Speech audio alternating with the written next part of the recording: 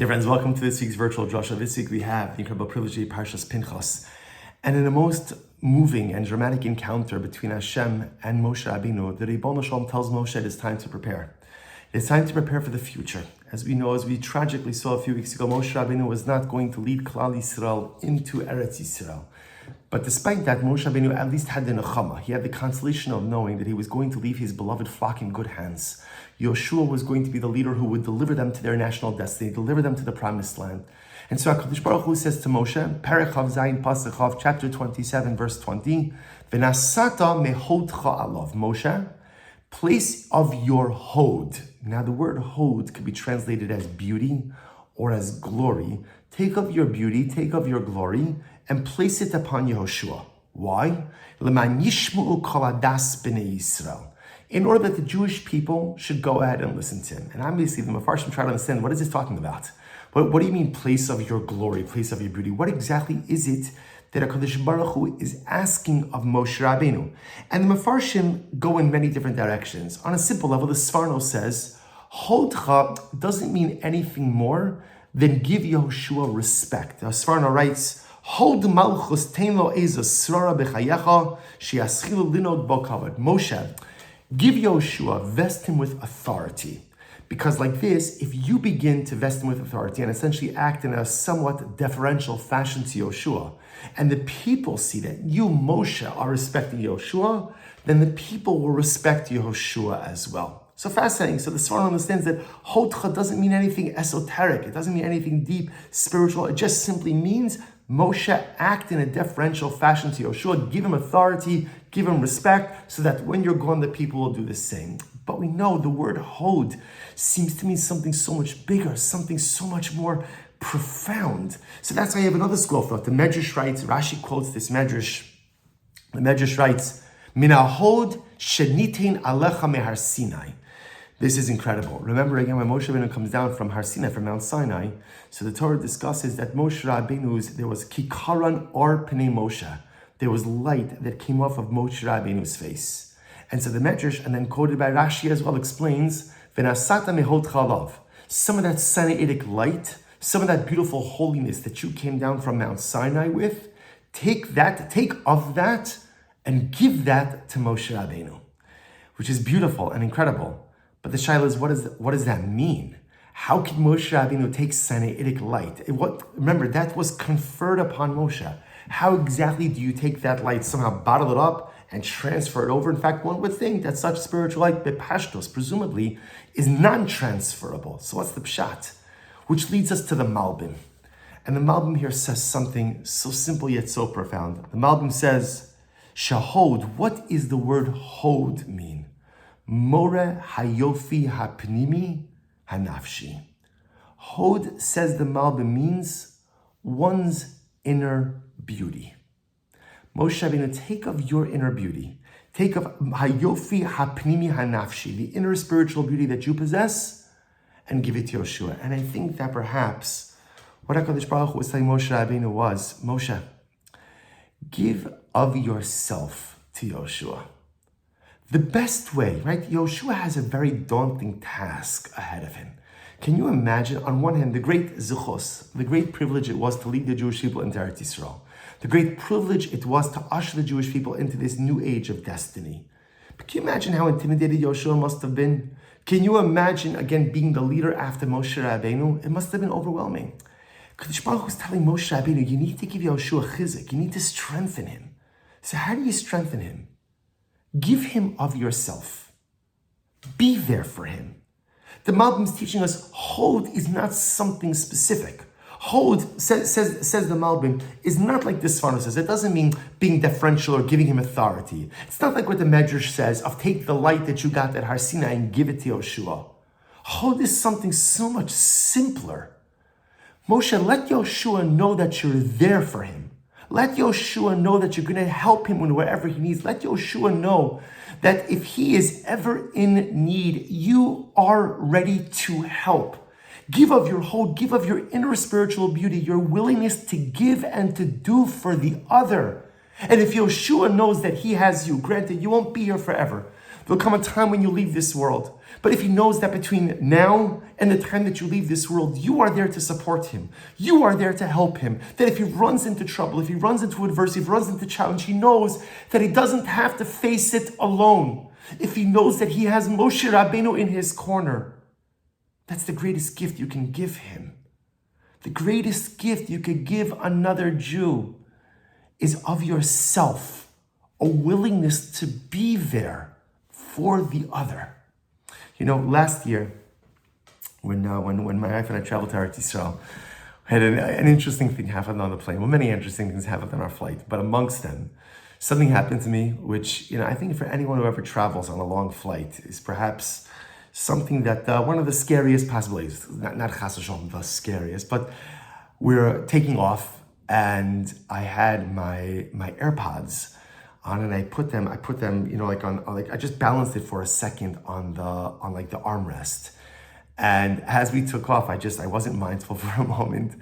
It slid off, the case opened, and the padlock, whatever you call it, the AirPods themselves, they disappeared. They disappeared. I reached onto the seat. I was able to retrieve the case, but the padlock, the AirPods, I tried. I got down on the floor. I was mamish like pishut the v'raglayim, total prostration. Half my body was under the seat, in front of me, in back of me. Whatever I did, I could not get the AirPods. So one of the stewardesses, this was on Halal, one of the stewardesses saw what I was doing. She said, can I help you with something? And I told her my plight, which again is certainly, this was last summer. Not the biggest issue in Klal Yisrael by any stretch of the imagination, or probably not the biggest thing that they had to contend with on a flight. So a young woman, she said to me, okay, just give me a few moments and I'll come back. So she comes back and she says, stand over here. I got up. She took off my seat cushion. First the seat cushion. Then she took off the back cushion.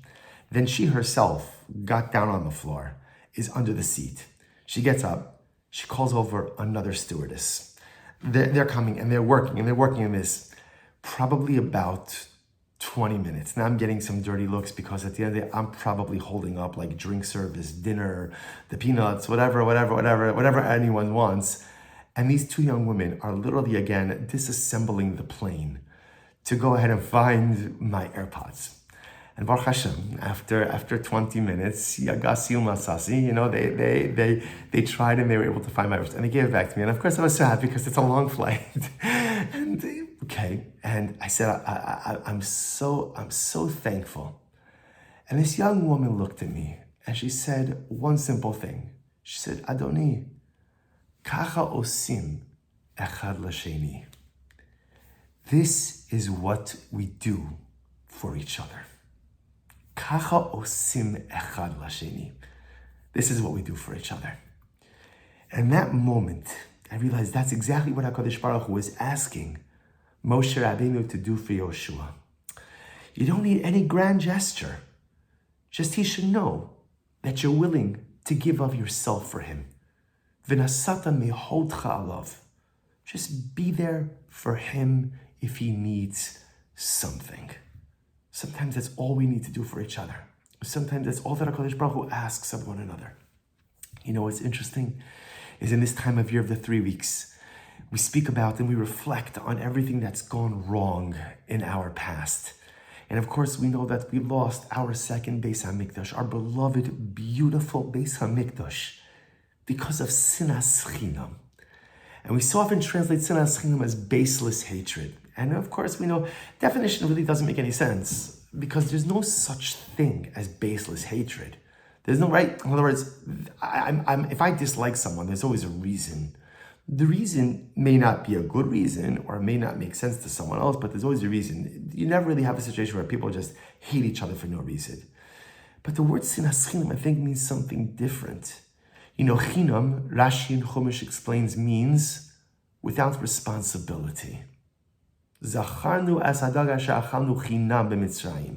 Klal Yisrael says, remember the fish and everything we had to eat in Egypt for free. And Rashi says, for free, they didn't give you straw for your bricks, and they gave you a fillet of sole, right? They gave you fish. What are you talking about? Bachina means without responsibility. Klal Yisrael often, whenever they got into like a pickle in the desert, and they got into a difficult situation, like, oh, remember the good old days in Egypt when we had no responsibility. Sinas chinam is the state of being when we don't feel an achrayus for each other. It's the sinna, it's the hatred, it's the animosity that occurs chinam. When I don't feel a responsibility to you, and you don't feel a responsibility for me. The moment that we no longer feel mutual responsibility, the moment that I don't realize or I forget that my destiny is intertwined with yours, and yours is intertwined with mine, and my success is tied up in yours, and your success is tied up in mine. And the moment that we forget that the most important thing about being a Yid, about being a member of Klal Yisrael, is the willingness to be there for one another. The moment that I feel chinam, that I have no responsibility to anyone but myself, or maybe even just to my nuclear family, the moment that I forget that I have a responsibility to the klal, the moment that I forget kacha osim echad lasheni, that this is what we have to do for each other, the default, or I should say the repercussion or the impact of that, is sinna. Sinna occurs when we feel that we lack responsibility for one another. When there's chinam, when there's just, I just care about me, you just care about you, but we don't feel responsible for one another, that results in loss of Beis HaMikdash. And what Makadosh Baruch Hu was transmitting to Moshe, by ultimately transmitting to us, we have to learn a lot of Torah, and we have to give a lot of tzedakah, and we have to be proficient in our mitzvos bein adam l'makom, in our relationship with HaKadosh Baruch Hu. Those are all prerequisites for Yiddishkeit. But all of that requires the crown jewel of Klal Yisrael. And the crown jewel of our people is v'nasata mehodcha alav. Give of yourself to the other. Be there for the other. Make sure that the people in your life, the people in your family, the people in your kehillah, the people in your community know that you're the kind of person who will be there for them in their time of need.